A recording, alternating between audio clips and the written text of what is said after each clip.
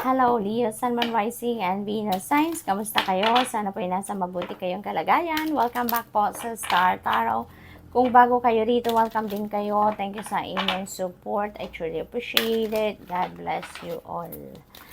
Leo, pauna mensahe ninyo, forgiveness. Ayan, so maaaring nagbubukas na ang puso ninyo sa ngayon para sa pagpapatawad. Maaaring kayo yung magpapatawad ngayon, or maybe kayo yung hihingi ng kapatawaran sa mga tao na nasaktan din ninyo, or nakapagdulot kayo ng discomfort sa kanila, nakapagdulot kayo ng sama ng loob, no? Maaaring bukas na din ang puso ninyo sa ngayon para humingi ng kapatawaran, no?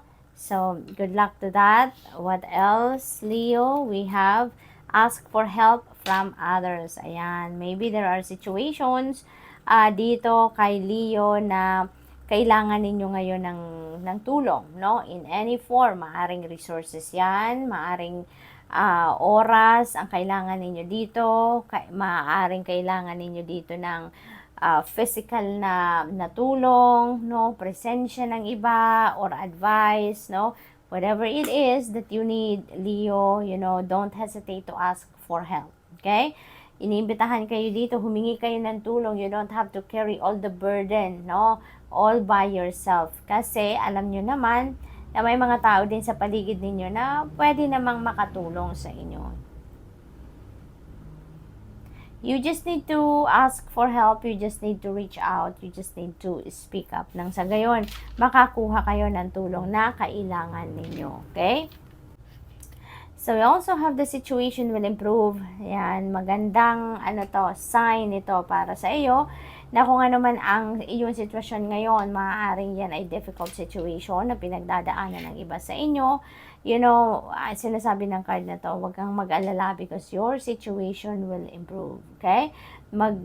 Maggaganda ang inyong sitwasyon. Maaaring magkakaroon na dito ng pag-uusap, kung mayroong hindi mga pagkakaintindihan, maaring mayroong pag-uusap, maaring peaceful resolution will come up dito, no, between you and another person. Maari din naman dahil sa tulong ng mga taong ito na nasa paligid ninyo, yan ang makakatulong na maging magaan, no, sa ngayon ng mga dinadala ninyo sa inyong sarili, no? So kaya naman matutulungan kayo na mag-improve ang inyong sitwasyon because of their help, okay? So, tignan natin kung ano pa.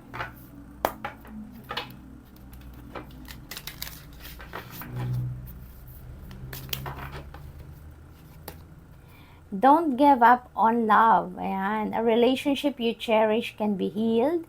Allow me to clear the way for forgiveness so that love can thrive again. Ayan. So, meron din tayong forgiveness energy. So, maaaring, issue ito between you and your person. No, maaring may hindi kayo pagkakaintindihan with your person in the past at ngayon siguro magkakausap na kayo. Maaring may separation dito na nangyari for quite a bit, no? Yung parang cool off muna kayo at ngayon, parang merong reconciliation dito na mangyayari, no? Parang Archangel Michael is going to help you na magkaroon ng magandang pag-uusap uli, ma-clear na kung ano man ang mga hindi pagkakaintindihan at maaaring may pagpapatawad, may kapatawaran talaga dito na mangyayari, and that is going to pave the way para sa pagbabate ninyong muli, para sa pagsisimula ninyong muli sa inyong relationship, no? But of course, that is not going to resonate with everyone, so just take as it resonates po.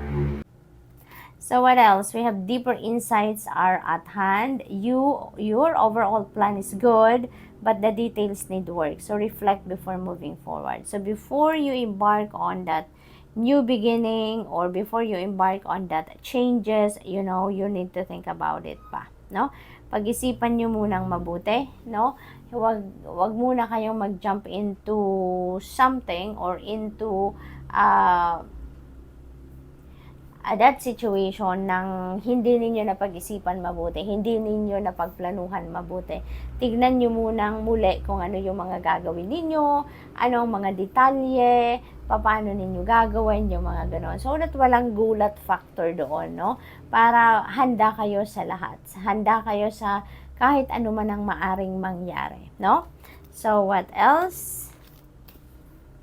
Take control of your thoughts. Your thoughts are creating your reality. Have faith and stay focused on the outcome that you truly desire. Ayan. Kasi nga naman, very powerful, di ba, ang thoughts natin. Very powerful ang isip natin. Kung ano yung laman ng isip natin, yun talaga ang nangyayari sa 3D reality natin. Kaya we need to be aware and we need to be careful kung ano ang nilalagay natin sa isip natin. It's because yun ang maaring mangyari. Hindi natin alam, hindi ba nagmamanifest na pala ang mga iniisip natin. Kaya kailangan natin na ayusin natin kung ano ang ilalagay natin sa mga isip natin. Ano? Nang sa gayon, makasiguro tayo na kung ano ang gusto nating maging makita, no, sa 3D reality natin, yun talaga ang dadating.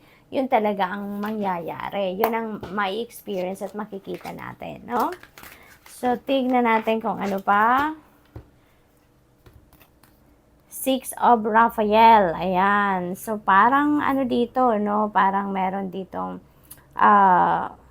mga taong papasok sa buhay ninyo, no? Maaring bago itong papasok sa buhay ninyo. This could be new friends, no?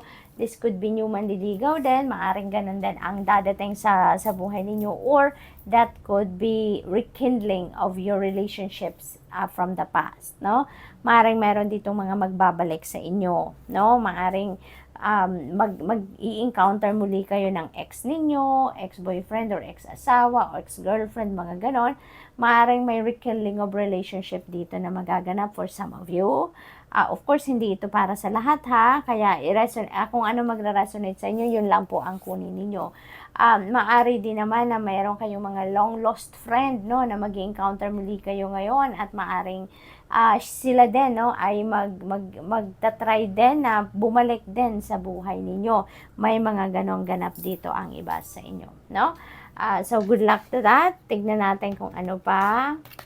We have 8 of Michael. Ayan. So, parang may mga restrictive energy ang iba sa inyo dito, Leo, no?